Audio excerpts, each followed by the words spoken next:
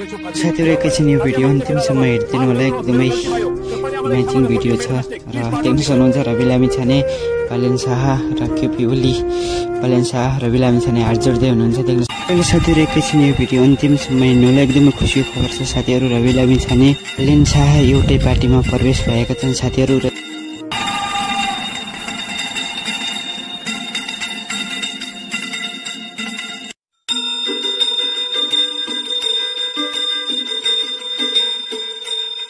साथीहरु एकैछिन यो भिडियो अन्तिमसम्म हेर्दिनु होला साथीहरु। देख्न सक्नुहुन्छ पालेन शाह रवि लामिछाने र उहाँको स्वागत गरिएको छ साथीहरु। देख्न सक्नुहुन्छ एकदमै खुसीको खबर छ साथीहरु।